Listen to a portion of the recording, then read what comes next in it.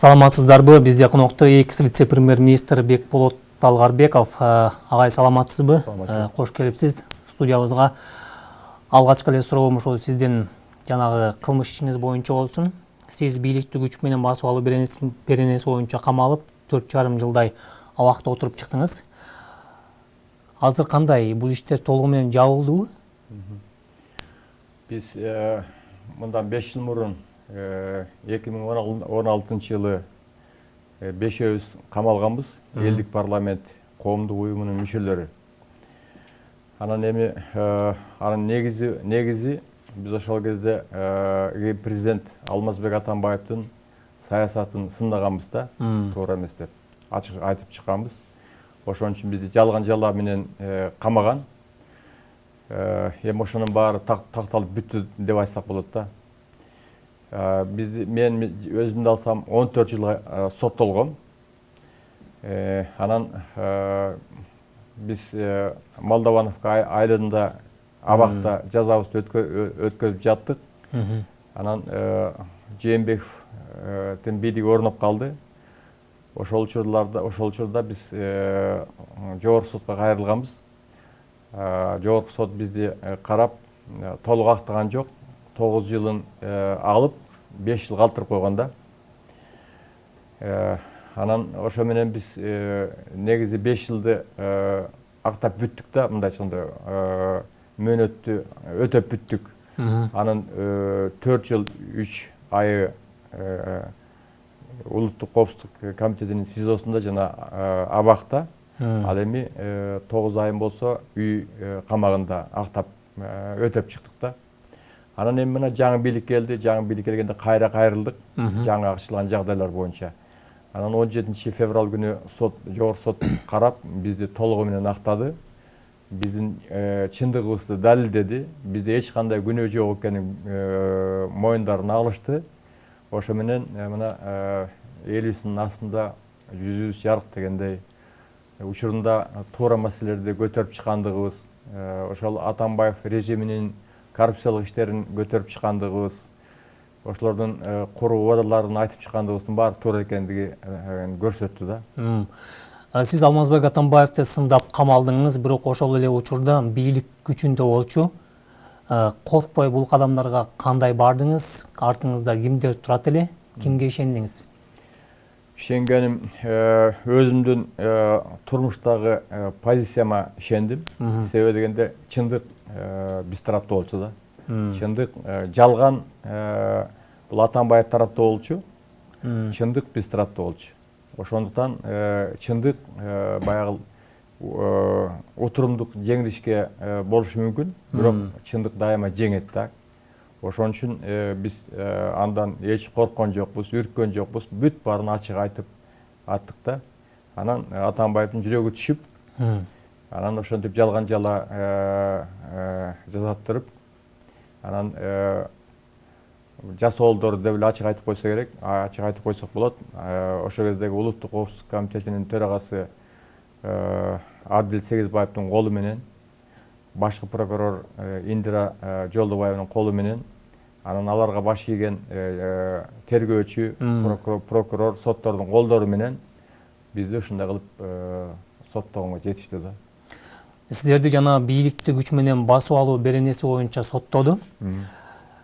Негизи пландарыңыздар кандай эле? Эгер бийлик сиздерди камабаганда, кийинки аракеттериңиздер кандай болмок өзү? Биз 3 маселе көтөрүп чыкканбыз. Биринчи маселеси ошол президент Атамбаевдин өз ыктыяры менен отставкага кетиши боюнча. Биз талап кылган эмеспиз. Мен баса белгилеп коеюн. Себеби дегенде биз айтканбыз, биз Атамбаевди отставкага кет деп талап кылсак, бул камап салат. Ошондуктан биз суранабыз дегенбиз да. Болгону сураныш гана кылганбыз. Бул биринчи. Экинчи, анын тегерегиндеги адамдар боюнча биз териштирүү жүргүзөбүз дегенбиз. Ошол мына Икрамжан Илмиянов, Фарид Ниязов, Турсунбай Чыныбай Турсунбеков, анан Тургунбек Кулмурзаев, ушу төртөөнү боюнча да. Үчүнчү маселебиз болсо июнь окуяларын биз көтөрүп чыгабыз. Июнь окуялары толук изилдеген жок дегенбиз да. Демек бизди камабаганда ошол иштерди жасамакпыз. Ошол иштердин аягына чыкмакпыз. Жанагы төртөөнүн иштерин иликтемекпиз. Июнь окуясын иликтемекпиз. Мына ошолордон коркуп, анан бизди каматып салды да. Ошол иш козголгон учурда сиздерге таандык деген аудио тарады. Эми өзүңүздөн уксак, окуянын чоо жайы кандай болду эле? Бизде жашырын эч нерсе болгон эмес. Биз пресс-конференция өткөзүп ал эмес айтканбыз. Биздин артыбыздан түшүп, тыңшап, убара болбой эле койгула. Өзүңөрдүн кызматкериңерди биздин жаныбызга отургузбогула депчи. Бизде эч кандай жашырын эч нерсе болгон эмес. Алан жанагынтип аудио бирдеме дегенин баары алар жалган. Алар өздөрү жасаган эле бир нерселер да. Ошол андан эч нерсе жок. Бүт баары жалган. Сиздердин артыңыздарда Орусиянын агенттери турат, анан ФСБ менен кызматташат деген дагы маалыматтар тараган болчу. Ошол учурда бул боюнча кандай пикир айтасыз? Бул Атамбаевдин эле ушагы. Биз ачык айтканбыз. Ошол ФСБда мурун иштеген биздин жердештерибиз бар. Бактияр Алиев деген генералды да ачык айтканбыз. Булар июнь окуясын изилдегенге жардам берет депчи. Алар комиссияга тең төрага болуп кирген. Бактияр Алиев ачык эле кирген. Ал жашырын кирген эмес. Анан ошону болсо бурмалап айтып атпайбы? ФСБнын жардамы менен Талгарбековдор төңкөрүш кылмак деп. Мына акыл эси бар киши ошентип айта алабы? Атамбаев өзү Путин менен дос болсо, туурабы? Кыргызстан менен Россия өнөктөш болсо, анан ФСБнын күнү Талгарбековго түшүп калабы ушу Кыргызстанда төңкөрүш жасаш үчүн так. Мунун баары баягы көчө ушагы да. Атамбаевдин чыгарган көчө ушагы. Башка эчтеке жок. Сиз Алмазбек Атамбаев июнь окуяларына түздөн түз тиешеси бар деп ойлойсузбу? Бар деп ойлойм, ошон үчүн биз изилдегенге киришкенбиз да. Себеби дегенде ал Кадыржан Батыровду кабыл алып турган. Кадыржан Батыровго мындайча айтканда шык берип турган да.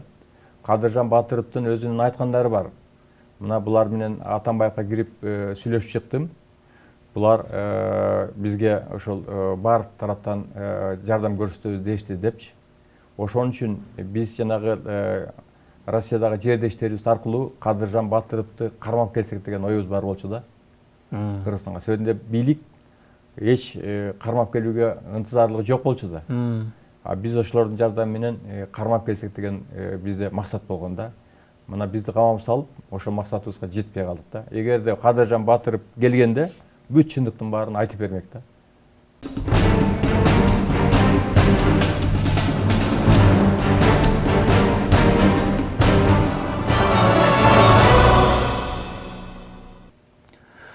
Ошол учурда Талгарбеков өзү мындай кадамдарга бара алмак эмес. Бул кишинин артында саясий кандайдыр топтор, күчтөр бар деген дагы ойлор айтылбады беле?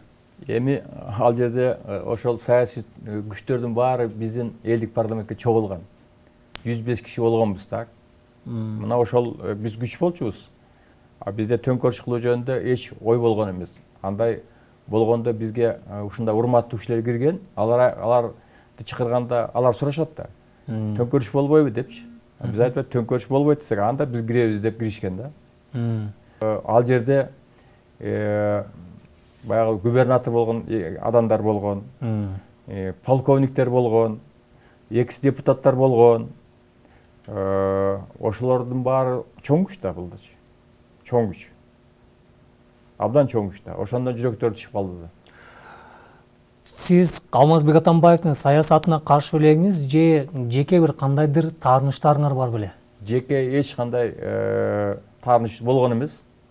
Эч кандай жеке таарыныч. Анын экөөбүздүн бир сом аласа бересебиз болгон эмес.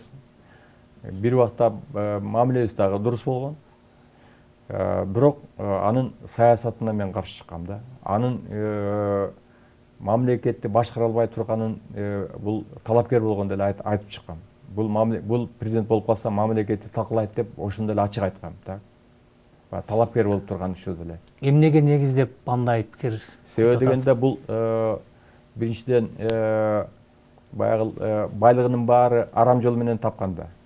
Бул бизнесмен болгон эмес. Чыңгыз Айтматов сурап алган 50 миллион рубльге завод, ресторандарды сатып алган. Байлыгынын баары арам болгон, так. Экинчиден бул популист болгон. Кандай болгон күнөөдө өлкөнү 6 жыл башкарды? Ийгиликтүү жагын айта аласызбы? Эч айта албайм. Бир дагы ийгиликтүү жагын айта албайм. Эгерде сиздер билсеңиздер, айтып бериңиздер. Сиз менен кошо дагы 3-4 киши камалды болуш керек мен билгенден. Алардын тагдыры эмне болду азыр? Эми ал жерден аксакалыбыз Тогонбек Зикирович Калматов камалганда 71 жашта болчу. Камалганда. Бул жогорку кеңештин депутаты болгон учурунда, мурун акимде болуп иштеген. Бул мамлекетке ушунчалык кадыры бийик, эмгеги сиңген адам да. Мына ошону жана комиссиянын төрагасы болгон жанагы Илмияновдардын ишин караш боюнча ошон үчүн камашканда. Муну эркин сындырабыз деп аракет кылышты, бирок сындыра албай коюшту. Ал андан айтып атышты, мен туура эмес кирип алыптырмын. Мен жаңылыш кирип алыптырмын. Булардын ою жаман экен деп айтыңыз деп суранып атышты да. Ошону кой беребиз деп. Бирок бул ушунчалык эрки күчтүү адам экен, ал ачык айтып атты. Мен ушул Талгарбековдер менен болгонума мен сыймыктанам, өмүр бою сыймыктанам депчи. Себеби биз чындыкты айтып чыктык. Акыйкатты айтып чыктык. Бул Атамбаевдин бийлигинин былыктарын баарын ачып чыктык депчи. Деп андан тышкары дагы Төрөбай Колубаев, Марат Султанов, Александр Гусев дегендер булар Кыргыздын чыныгы патриот адамдары, таза адамдар. Булардан текшерип, ушу бешөөбүздөн текшерип бир киоск таап алышкан жок да. Бир киоск таап алган жок. Супермаркет, гипермаркеттерди кой, бир киоск таап алышкан жок да. Эгерде биз таза болбосок, биз чыга алмак эмеспиз. Атамбаевга каршы чыга алмак эмеспиз. Бул бизди ушул элге жамандык көрсөтүш үчүн биз өзүбүздү эле эмес, биз туугандарыбыздын баарын текшерип чыгышты, так. Бир илинчек табабызбы деп, так. Эчтеке тапкан. Анан жалган баарын жабышты. Талгарбеков Япон грантын жеп алган, кредиттерди жеп алган. Австралиядан кымбат баалуу кочкорлорду алып келген. Бишкектин тегерегинде 10 гектар жери бар деген жалган нерсенин баарын айтып атышты, так. Бир ай, 2 ай айтып турушту да. Ошонун баары бир дагы бир чындыгы жок, так. Мен билгенден сот биринчи сизди айрыкча 14 жылга кескен чечим чыгарган болчу. Эмне үчүн мындай катаал жаза колдонду? Себеби дегенде булар түрүү көзүндө чыгып калбасын дешти да, чындыктан коркуп. Ошол түрмөдө 14 жыл мына мен 60тан өткөндө кезишти. Демек ошо түрмөдө өлүп калар бекен деген булар үмүт болду да. Эгерде буларда ошо кезде өлүм жазасы болгондо, бизди ошо өлүм жазасына өкүм кылып туруп, бизди аттырып салып, колдорун ушулап отуруп калышмак да. Өлүм жазасы жок болгондуктан анан аргасынан анан кийин 14 жылга кесип, соттоп, ушул түрмөдөн чыкпай, анан кийин сөөгү чыкса, анан кийин унутулуп калат деген ойдо болушту да булар. Эми акыркы 10 жылда Кыргызстанда жүргүзүлгөн саясат боюнча пикириңизди билгим келип атат. Бирөөлөр айтып атат, демократия аралчасына айландык деп атат. Бирөөлөр анархия болуп, башаламандык болуп, артка кеттик деп атат. Сиздин пикириңиз кандай? Мунун баарын мен ошол 10 жыл мурун айткам. Азыркылар айтып атса, анархия болду деп. Мен 10 жыл мурун айткам. Өлкөдө анархия болот депчи. Мына Атамбаев өлкөдө анархиялык бийликти орнотту да. Эч кандай парламенттик бийлик эмес, эч кандай парламенттик башкаруу эмес, ошол так ошол анархиялык системаны орнотту да. Анархиялык система деген эмне бул? Бул деген эч ким нерсеге жооп бербеген система да. Президент да жооп бербейт, депутаттар да жооп бербейт, өкмөт да жооп бербейт, так. Ошо менен 10 жыл бул артка кеткен жылдар. Анан ошол саясатты тилекке каршы Сооронбай Жээнбеков улантты. Аны өзгөрткөн жок. Ошо баягы Атамбаевдин өзүнөн баш тарткан менен Атамбаевдин көчүнөн баш тарта алган жок. Сиз өзүңүз кайсы башкарууну жактайсыз? Мен парламенттик башкарууну жактайм. Артыкчылыктарын эмнеден көрүп атасыз?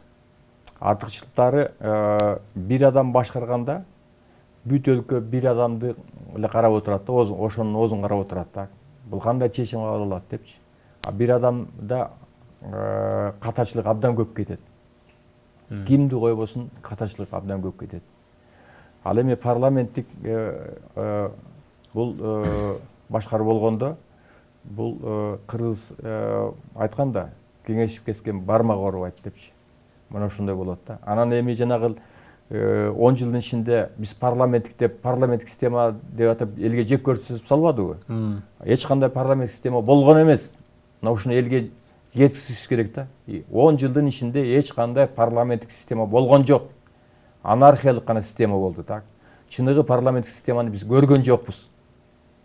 Мына ошол чыныгы парламенттик системаны киргизгенге каршы күчтөр абдан көп, дагы эле бар да. Эгерде чыныгы парламенттик система киргенде, анда биз алдыга жылганга көп шарт пайда болмок. Эми иш тажрыйбаңызга келсек, айыл чарба боюнча такшалган адис экенсиз, айыл чарба министринин орун басары, агрардык саясат боюнча вице-премьер-министр болуп турсуз. Ошондой эле өкмөттүн аппаратында убагында жетектеген экенсиз. Акыркы 10 жылда айыл чарбада бийликке ким келсе реформа жасадык деп айтып атат. Эмне өзгөрүүнү көрдүңүз? Биринчи кезекте 90-жылдагы реформа жөнүндө айтып коеюн. Мурун СССРдин курамында жашаганбыз да. Биз колхоз системасынын орнотулган, туурабы? Колхоз совхоздор деген элдер ошондо өнүгүү болуп аткан да. Анан элдер ойлогон да, бул жакшы система экен деп баарыбыз ойлочубуз да. Чындыгында бул баягы жамбактуу система болгондо мамлекет бүт баарын айыл чарбасына берип турган, бүт байлыгын. Советтер Союзу эмне үчүн урап калды? Советтер Союзу колхоз совхоздорду багабыз деп атып урап калды. Муну ушуну түшүнгөн кишилер жок да дагы элечи. Бүт байлыгынын баарын колхоз совхозго берген. Бүт болгон байлыгын. Ошондуктан анан бүт экономикасы эңшерилип түшүп, илимий техникалык прогресстен артта калып, өнөр жайы артта калып, ошо менен Советтер Союзу жок болду да. Муну түшүндүрүш абдан кыйын экен да. Муну абдан кыйын экен. Мына 30 жыл болсо дагы ошону ушул кезге чейин түшүнбөгөндөр арабызда толтура да. Советтер Союзу эмне үчүн кыйрап калды десе, айрымдар айтат. Горбачев такалып салды, же болбосо Америка такалап салды деп айтышат да. Эч кандай андай эмес. Советтер Союзу колхоз совхоздорду багабыз деп атып кыйрап түшкөн.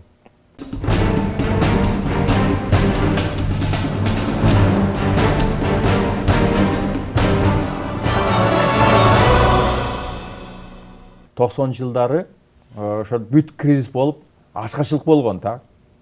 Силер балким билбей калдыңар азырчы. Дүкөнгө кирсеңер, дүкөндүн баары бош болчу да. Бош болчу. Бир гана туз бар болчу. Башка эчтеке болгон эмес да. Анан саат 11-лерде нан алып келчи. Нанды талап кетчи да. Эл 12-лерде сүт азыктарын алып келчи биртике. Анан сүт азыктарын талап кетчи да. Болду, дүкөнгө кирсең андан башка эчтеке жок болчу. Калган жана күрүч, анан өсүмдүк май деген башкалар нерселердин баары, чай дегендин баары бул талон менен берилчи да. Мына ошондой заман болгон да. Анан ошол учурда колхоз совхоздордун баары кыйрап аткан мезгил болгон да. Анан ошондо баягы министр болгондордун баары колхоз совхоздорду сактайбыз, келе акча деп сурап жүрүшчү да. Акчаны ким берет? Эч ким бербейт да. Советтер Союзу курулуп калганда. Мына ошондон кийин 94-жылы биз атайын указ кабыл алып, жерди, мүлктү элдин өзүнө берели деген чечим чыккан да. Мына агрардык реформа деген ушул. Агрардык реформанын биринчи этабы бул элге эркин чарбачылыкты жана менчикти берүү болгон да. Bunu ошол кезде элибиздин 90% түшүнгөн эмес. Бир 10% түшүнгөндөр болгон так. Анан ошо менен биз өлкөнү сактап калдык так. Кыргызстан деген мамлекетти ошо реформа менен сактап калдык так. Эгерде мына салыштырып айтып коеюн, реформа жүрбөгөн бир эки өлкөнү айтып коеюн. Россия да. Россияда акыркы 30 жылда 350 миллион гектар жер жок болду да. Бул эмне деген нерсе бул дегенчи? Бул деген орустардын миңдеген тарыхында мындай окуя болгон эмес да. Ойлоп көрсөңүз, 300 бул деген 4 Франциянын эмесине барабар экен да. Тигил аянтына барабар экен.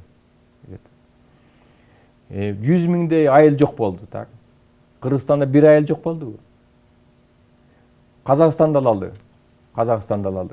500 айыл жок болду 30 жылдын ичинде. Таптакыр түү орду менен жок болду. 3000 айыл жок болуу астында турат так. Кыргызстанда бир айыл жок болду мисалы. Ошо менен биз агрардык реформанын фундаментин түзүп бергенбиз. Фундаментин 94-98 жылдары так. Ошол менен токтоду, реформа деген ошо менен токтоду да. Башка эч ким андан кийин реформа боюнча эч ким эч нерсе кылган жок. Аны реформаны улантыш керек болчу. Анын ошол реформанын пайдаланын түзүп бериш керек болчу. Чатырын жаап бериш керек болчу так.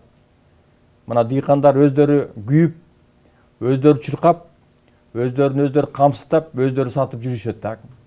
Андай болбош керек. Дыйкандар иштегенди гана билиш керек так. Ошолорду камсыздаган система түзүлүш керек. Алардын продукциясын иштетип берген, сатып берген система түзүлүш керек так. Экспортко чыгарып берген система түзүлүш керек так. Анын бирөө түзүлдүбү? 20 жылдан бери. Эч ким түзгөн жок. Мына ошон үчүн айыл чарбабыз оор акыбалда дагы туруп атат так. Муну качан ким түшүнөт, мен билбейм. Качан буларга, дыйкандарга ким көңүл бөлөт, дыйкандарга ким жардам берет, алар өздөрүн менен өздөрү алек болуп келатышат да ошол кезге чейин. Советтер Союзунун учурунда Кыргыз Республикасы 500 миң тонна буудай өндүрчү. План боюнча да 500 миң тонна. Бул 50%-ин жапчы да керектөөнүн. Калганы Россиядан, Казакстандан келчи. Анан 90-жылдары Россия менен Казакстан келбей алгандан кийин бизге ачарчылык башталдыбы? Буудай жетпей калды. Алтынга сатып алышка туура келди. Гум помощь алышка туура келди так. Анан 94-жылы реформа башталып, жер агрардык реформа башталып. Эркин дыйкандарга өткөндөн кийин 98-жылы 1 миллион 200 миң тонна буудай алышты так. Ашып кетти. Биздин керектөөбүз 1 миллион тонна болсо, дыйкандар 200 миң тоннаны ашык өндүрүп алып, сата албай кыйналышты да. Анан кийинки жылдары 1 миллион тонна өндүргөнгө киришти так. А бүгүнкү күндө эмне болуп атат? Бүгүнкү күндө. Мына акыркы 10 жылдан бери биз 600 миң тоннанын тегергенди гана өндүрөбүз. Калганын баарын Россиядан, Казакстандан алабыз так. Бул эмне деген нерсе? Ошол эгинди өндүрө албайбыз биз үчүн да. Мына ошол айыл чарбасына көңүл бөлбөгөндүктөн эгин өндүрүү 2 эсеге азайып кетти да. Мына. Биз Россияга, анан Казакстанга көз каранды болуп калдык так. Эгер сиз айткан баштаган реформалар ишке ашканда азыр абал кандай болмок, эмне өзгөрмөк? Биринчиден, биринчи этабы ишке ашты. Ишке ашты так. Ошо дыйкандар жерин алышты. Мүлктө техниканы алышты дагы Кыргызстанды багып келе жатышат. Ошо дыйкандар болгон үчүн эгемен Кыргыз өлкөсү сакталып, Кыргыз мамлекети деп келатат да. Эгер ал дыйкандар болбогондо Кыргызстан деген мамлекет болмок эмес так. Уже жок болуп калмакпыз так. Мына ошо дыйкандар сактап келатат так. Биринчи кезекте так. Анан эгерде экинчи этаптары дагы ишке ашканда биз анда бир эле цифраны айтып коеюн. 1 миллион мигранттарыбыз таралып жүрмөк эмес так. Мына ошон үчүн азыркы бийликтин астында ушундай мен ойлоп атам. Ушул агрардык тармакка көңүл бөлүп, реформанын экинчи этабын ишке ашырыш керек да. Убагында Тажикстандын президенти Эмомали Рахмон дагы чакырган деген кептер айтылып атпайбы? Бул канчалык чын, анан чакырган болсо кандай сунуштар менен чакырды эле? А сиз эмнеге барбай койдуңуз эле? Мен 2005 жылдан кийин кызматсыз калдым. Ошол учурда дүйнөлүк банк бар да, дүйнөлүк банк деген бар да. Ошолорго Тажикстандын президенти кайрылган экен, Тажикстандын бийлиги да. Биз да реформа өткөзөбүз депчи, айыл реформасын өткөзөбүз, бизге жардам бергиле депчи. Себебинде Тажикстанда реформа болгон эмес да. Ошо менен айыл чарбасы кыйраган да. Ошол кезде колхоз совхоздор мамлекетке 500 миллион доллардык акча карыз болуп калган экен да. Анан айласы кетишип, анан кийин реформа кылабыз дейт да. Анан ошондо бүткүл дүйнөлүк банк мага кайрылган да. Сиз ошол жакка барып, сиздин тажрыйбаңыз көп, Кыргызстанда реформа кылдыңыз, ошол Тажикстанга реформа кылып бербейсизби депчи. Биз акчасын чоң жакшы коюп берели деп да.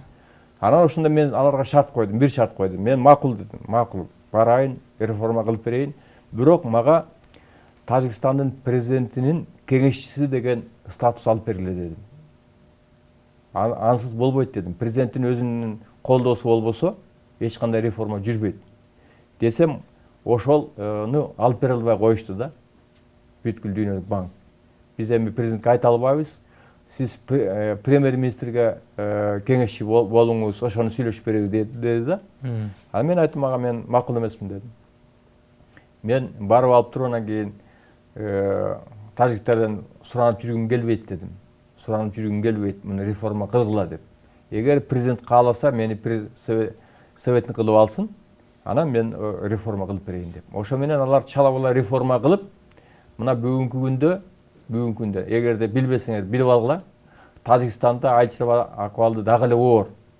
Айыл чарбабыздын потенциалы канчалык? Биздин айыл чарбанын потенциалы абдан мыкты деп айтсак болот. Себебинде экологиялык таза продукция чыгарсак болот так. Көп нерсени экспорттосок болот. Этти кайра иштетип экспорттосок болот. Мына балдан экспорт кылып атабыз, туурабы? Башка жашылча жемиштерден экспорттосок болот так. Кайра иштетүүнү тармагын өнүктүрүш керек так. Ошо менен бул жумуш орундары, айылдагы элдин жашоосу, анан экспорттук потенциал, мына ушунун баарын, ошон үчүн ушул жаңы бийликке мен кайрылып кетет элем. Ушул айыл чарбасында бир жакшы көңүл бөлүп так. Реформаны экинчи этабын улантып, ошол биз чоң салым болот эле да, Кыргызстандын экономикасын өнүктүргөнгө. Сизди саясатчы Камчыбек Ташиев устат катары көрө тургандыгын айтып жүрөт. Азыр бийликте жолугуп кеңешиңизди берип турасызбы? Албетте жолугуп турам. Анан бүгүнкү күндө мына жаңы бийликти ала турган болсок, эң жакшы иштеп атканы бул Камчыбек Ташиев деп айтар элем. Себеби дегенде бул ошол коомдун ирип чирип кеткенин көрүп, коррупционерлердин баягы митедей жанып кеткенин көрүп, чын жүрөктөн, чын пейилден күрөшүп атат да. Мен ушул Камчыбек Ташиевти өзүм шакирт кылып алгандан баштап, кулагына жаш кезинен баштап куюп келгем да. Эч качан мамлекеттин чөнтөгүнө колуңду салба. Эч качан арам ишке барба деп так. Ошондуктан Камчыбек Ташиев бир сотук жер менчиктештирген адам эмес. Бир кирпич менчиктештирген адам эмес так. Таза жигит да. Өзүнүн бизнесин таза жолу менен кылган жигит. Ошон үчүн азыр бүгүн коркпой күрөшүп атат да. Чакыруубузду четке какпай, маекке келип бергениңизге рахмат айтабыз. Ишиңизге ийгилик.